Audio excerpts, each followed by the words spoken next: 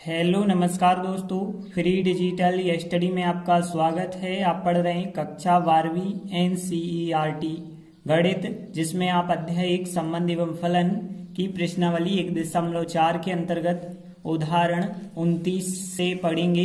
तो देखिए, सबसे पहले आप एक चीज समझ लेते हैं कि जो द्विआधारी संक्रिया होती है उसे लिखने का तरीका जो होता है, हमने प्रश्नावली में थोड़ी अलग देखा, लेकिन उदाहरणों में थोड़ी सा आपको अलग देखने के लिए मिल सकता है। देखिए, ज्यादातर यदि हम बात करें प्रश्नावली की, तो प्रश्नावली में कुछ हमने इस प्रकार से देखा कि यहाँ आर में ए स्टार बी, मतलब वास्तविक संख्याओं में जो है ए स्टार बी का मतलब होता है ए प्लस बी, ए माइनस बी, कुछ भी हो सकता है। तो इस प्रकार से हमने संक्रिया जो है देखी थी जब प्रश्नावली हमने स्टार्ट की थी तब। लेकिन यहाँ पे यही बात जो है थोड़ी सा अलग रूप में बताई गई है। देखिए, आर में ए स्टार बी बराबर होता है ए बी। इसका मतलब क्या है कि जो पहला अवयव ए है, पहला अवयव ए वह आर के अंतर्गत है, दूसरा अवयव बी जो है वह भी आर के अंतर्गत है, और इनका जो आंसर आया है वह भी आर के अंतर्गत है। इसका मतलब ये था। लेकिन यहाँ पे देखिए, अब यहाँ पे क्या बताया जाता है, दूसरा प्रकार। जे प्रकार आप पढ़ चुके हैं प्रश्नावली में, इस प्रकार से संक्रिया को लिखा जाता है, लेकिन उदाहरण में थोड़ी सा आपको दूसरा प्रकार पढ़ना है। देखिए, हम बात करें स्टार संक्रिया की, तो पहले आपने स्टार लिखा।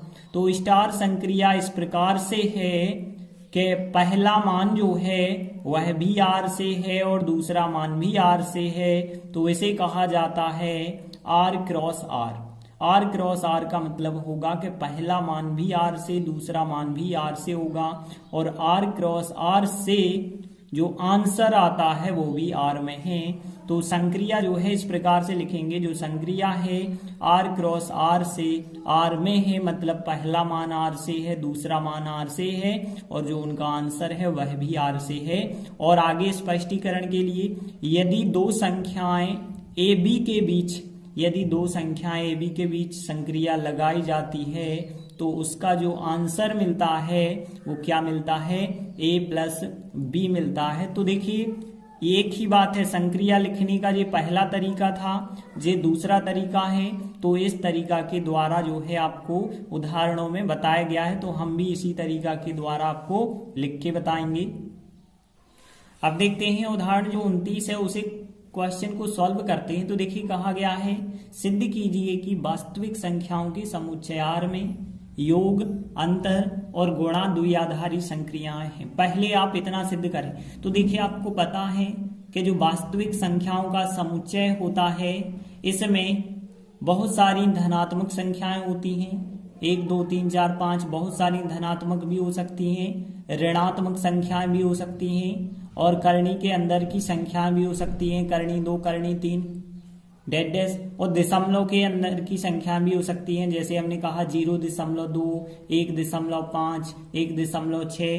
तो इस प्रकार के, और साथ ही साथ जीरो भी शामिल होता है। इस वास्तविक संख्याओं के अंदर इतने सब अवयव शामिल होते हैं।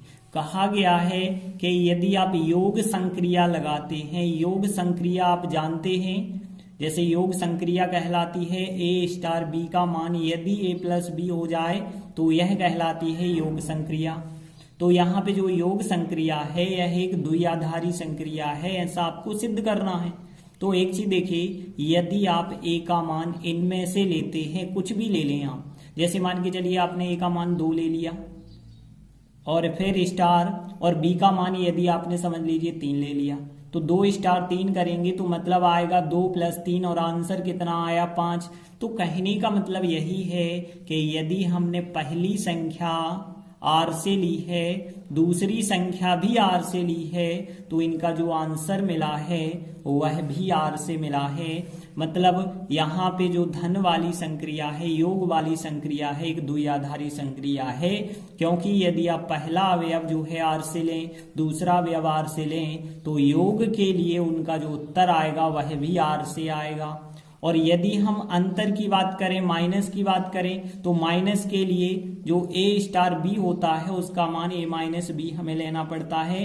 तो देखिए, यहाँ पे यदि आप दो संख्याएं चुने, जैसे हमने 2 और 3 ही चुना, तो 2 स्टार 3 यदि हम कहें तो यह भी हमने वास्तविक संख्या से चुना है आर से, और यह भी हमने आर से चुना है। 2 में से 3 घटाएंगे क्योंकि ये 2 लिया है, बी 3 लिया है, तो 2 में से 3 घटाएंगे, आंसर -1।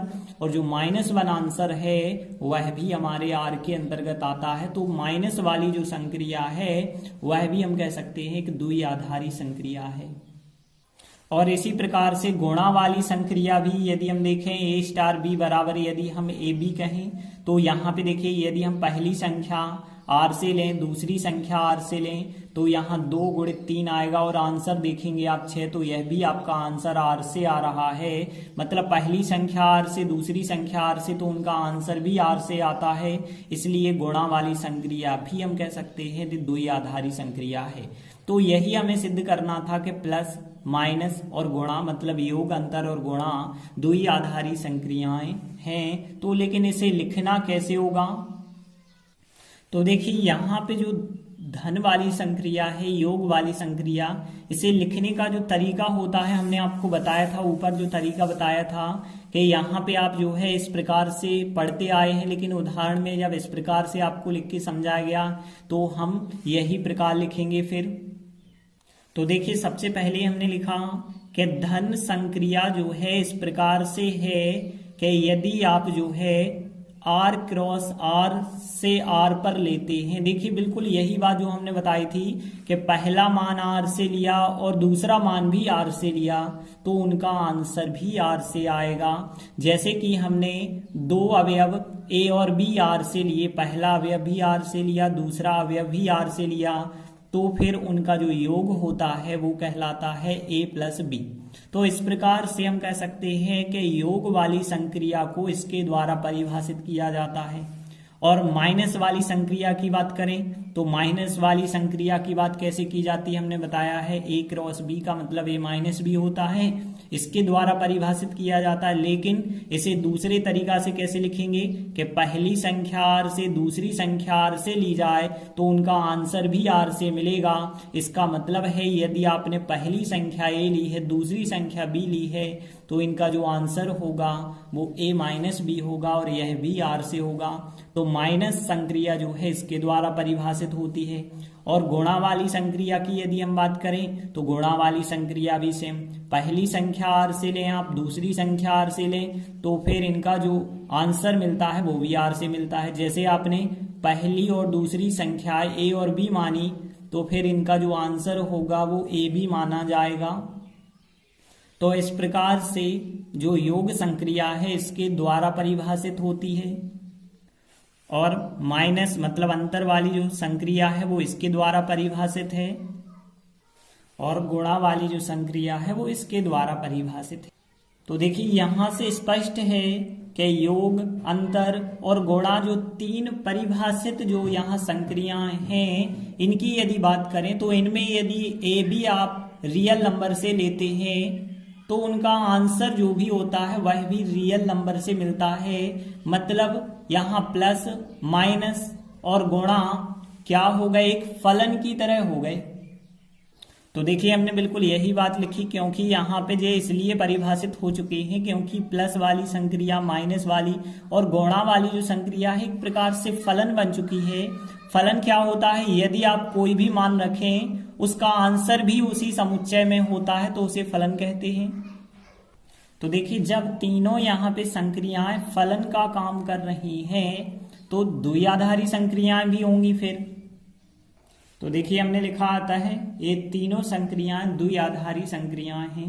अब देखिए हमें सिद्ध करना था आगे, किंतु भाग में यदि भाग की बात करें वास्तविक संख्याओं में एक द्विआधारी संक्रिया नहीं होगी, तो हमने कहा किंतु। अब देखिए भाग वाली संक्रिया की यदि हम बात करें तो देखिए भाग को आप कैसे बताएंगे।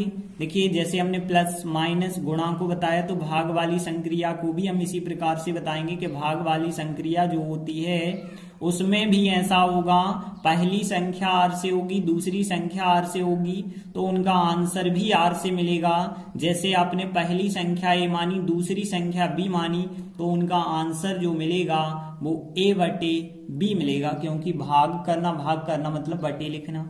अब यहाँ पे यह जो संक्रिया दिख रही है द्विआधारी संक्रिया नहीं है। द्विआधारी संक्रिया क्यों नहीं है?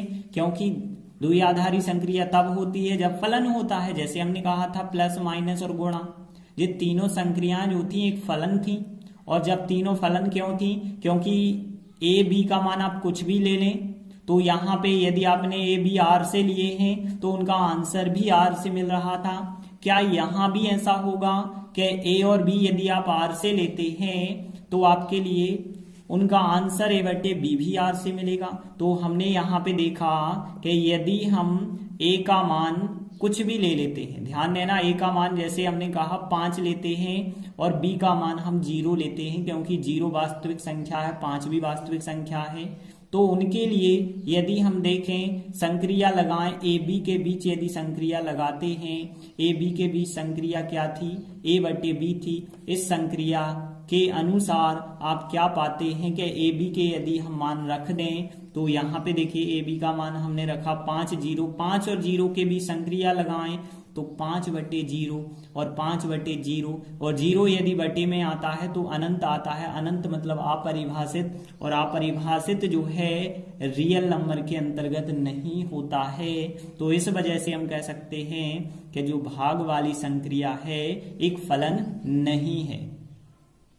तो देखिए जो भाग संक्रिया है वो एक फलन नहीं है। जब फलन नहीं है तो हम कह सकते हैं एक द्विआधारी संक्रिया भी नहीं होगी। तो देखिए हमने लिखा था भाग वाली जो संक्रिया है वो वास्तविक संख्याओं में एक द्विआधारी संक्रिया नहीं है। इसके बाद देखिए आगे कहा गया था साथ ही सिद्ध कीजिए कि भाग वाली जो संक्रिया है वो ऋणोत्तर वास्तविक संख्याओं के समुच्चय आर स्टार में एक द्विआधारी संक्रिया है।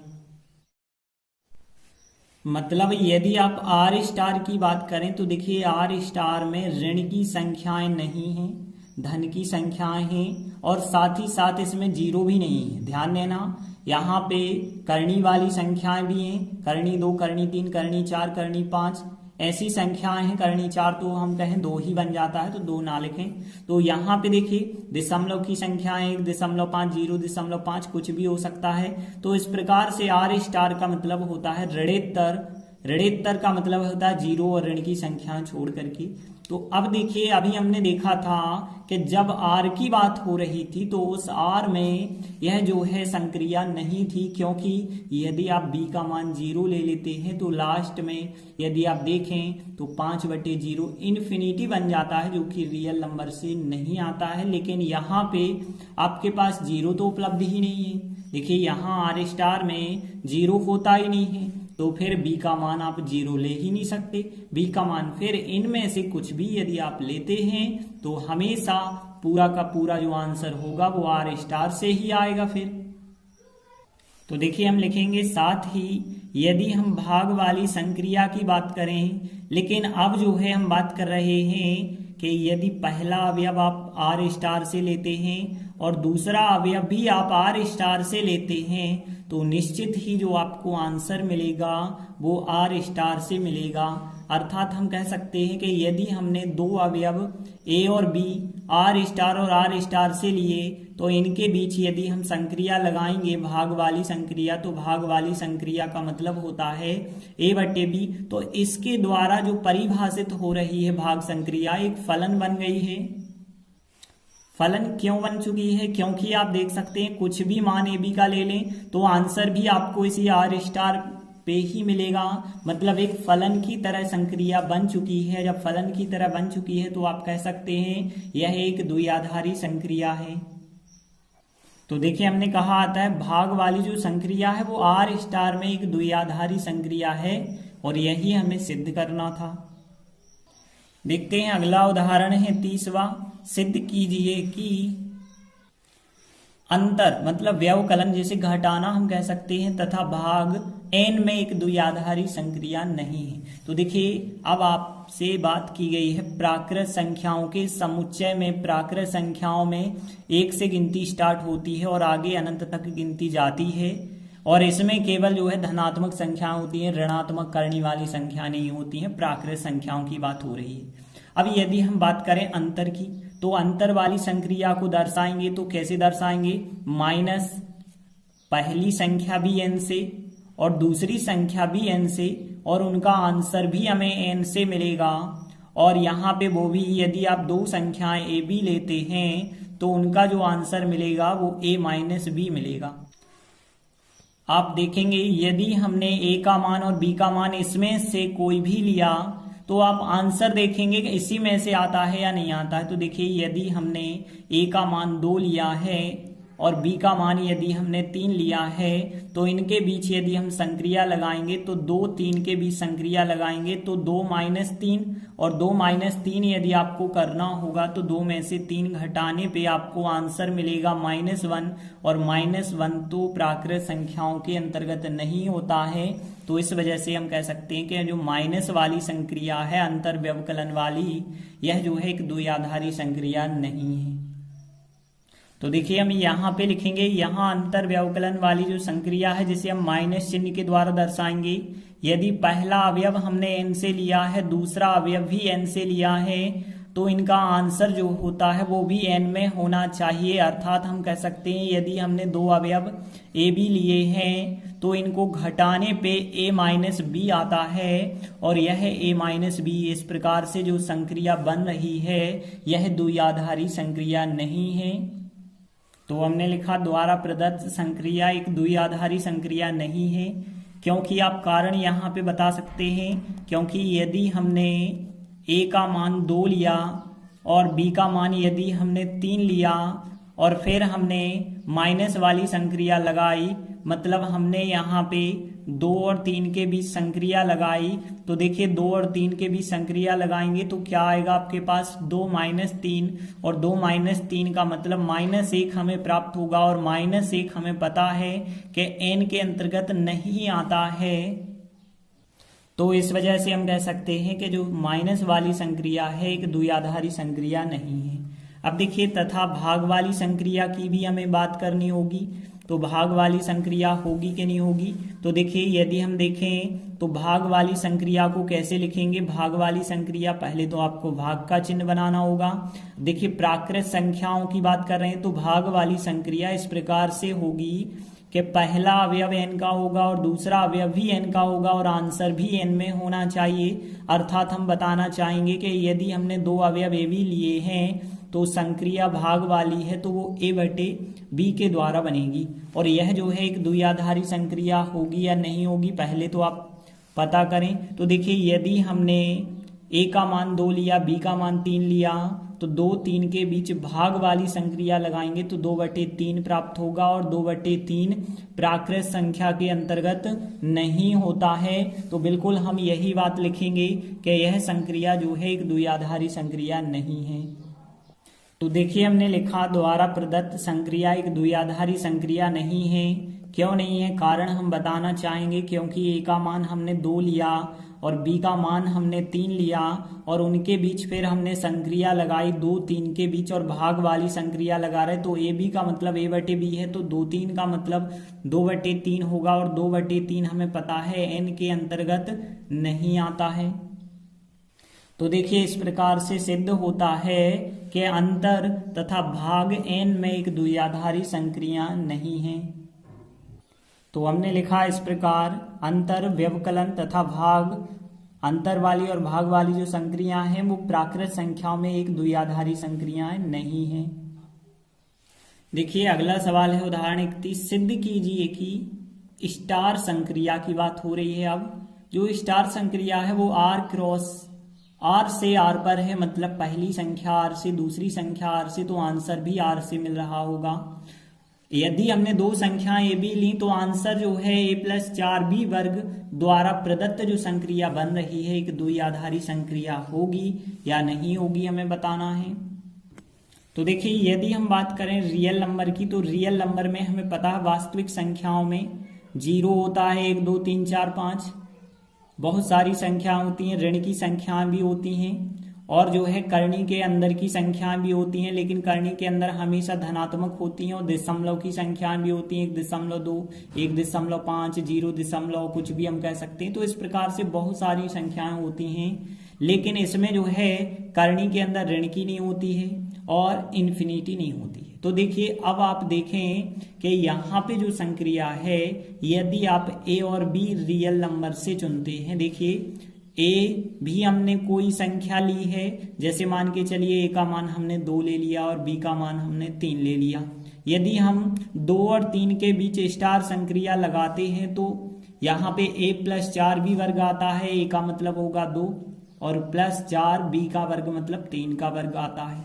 तो यहाँ पे देखिए 2 4 3 का वर्ग 9 होगा, 2 9 चौके 36 और 2 कितना होगा 38, और 38 जो मिला है आपको वह भी तो वास्तविक संख्या के अंतर्गत है, मतलब रियल नंबर के अंतर्गत आता है।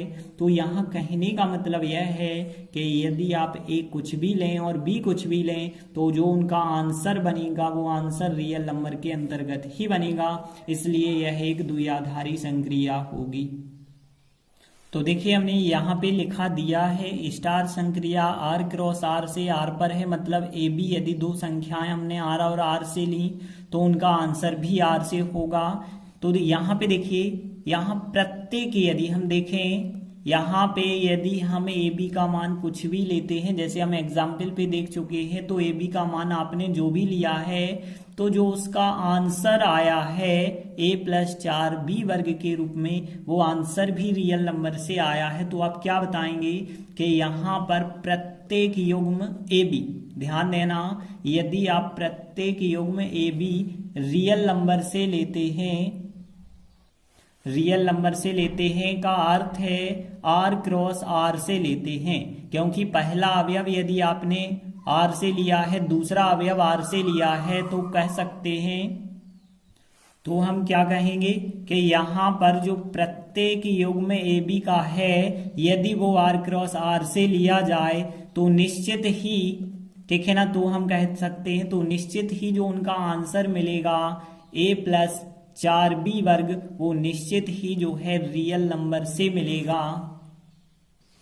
जैसे आप यहाँ पे एग्जाम्पल देके भी बता सकते हैं, जैसे a बराबर हमने 2 लिया और b बराबर हमने 3 लिया है, तो फिर देखिए इनके बीच यदि हमने संक्रिया लगाई 2 3, तो देखिए 2 3 के बीच संक्रिया कैसे यहाँ पे आपको लगानी है, a प्लस 4b वर्ग करके, तो यहाँ a लिखा प्लस 4b वर्ग करेंगे, तो इस प्रकार से संक्रिया लगाएंगे तो देखिए यहाँ पे हमें क्या मिलेगा 2 मिला, और यहाँ 4 3 का वर्ग यहाँ पे 9 मिलेगा, और आगे यदि आप सॉल्व करेंगे तो 9 चौके 36, तो यहाँ 2 प्लस 36 टोटल आंसर यहाँ पे आया 38, और 38 जो है रियल नंबर के अंतर्गत हमें मिला है। अतः हम कह सकते हैं कि जो यहाँ स्टार संक्रिया दी गई है वह एक द्विआधारी संक्रिया है। तो हमने लिखा अतः स्टार संक्रिया एक द्विआधारी संक्रिया है, और यही हमें सिद्ध करना था। तो इस प्रकार से हमने 3 महत्वपूर्ण उदाहरण कंप्लीट किए। आगे के वीडियो में हम आगे के उदाहरण करेंगे। धन्यवाद।